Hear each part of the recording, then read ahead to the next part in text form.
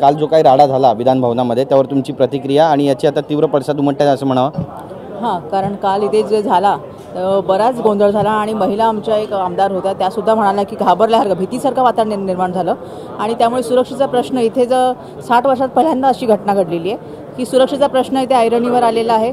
आणि आम्हाला विधानसभेमध्ये असंही कळलं की जितेंद्र आव्हाड साहेबांना कोणी धमकीचे मेसेज दिलेले आहेत आणि हे जे आहे हे अयोग्य आहे आणि ज्यांनी कोणी केलेलं आहे त्यांच्यावर कार्यवाही कठोरात कठोर कार्यवाही हवी, कारण परत ह्या गोष्टी ते व्हायला नाही पाहिजे। विरोधकांना दाबण्याचा कुठेतरी हा सगळा प्रयत्न वाटतोय? नक्कीच, ज्यांचे जे बोलतात त्यांच्यावर सगळ्याच मार्गाने दबाव लावण्याचा प्रयत्न चालू आहे। आपल्याला माहिती आहे कुठले कुठले मार्ग आहेत त्याचे, त्यातला हा एक मार्ग आहे त्यांचा। पण कालच्या घटनेनंतर आज विधान भवनामध्ये विरोधी पक्षाचे आमदार म्हणून नेमकी भूमिका काय असणार आहे? नक्की ज्यांनी कोणी केलं असेल, ज्यांच्यामुळे झालं असेल त्यांच्या आम्ही राजीनाम्याची मागणी नक्कीच करू। गोपीचंद पडळकर यांचं नाव येतं, गोपीचंद पडळकर यांच्या राजीनाम्याची मागणी करणार? नक्कीच, कारण आम्हाला कायदा सुव्यवस्थेचं राज्य हवं आहे। आम्ही संविधान मानणारे लोक आणि त्याच्यानुसार जे काय व्हायला त्याच्यावर कार्यवाही व्हायला पाहिजे ती व्हायलाच हवी। नक्की, धन्यवाद आमच्याशी बातचीत केल्याबद्दल। Camera person Yogesh, Girish Gaikwad, TV9 Marathi, Mumbai.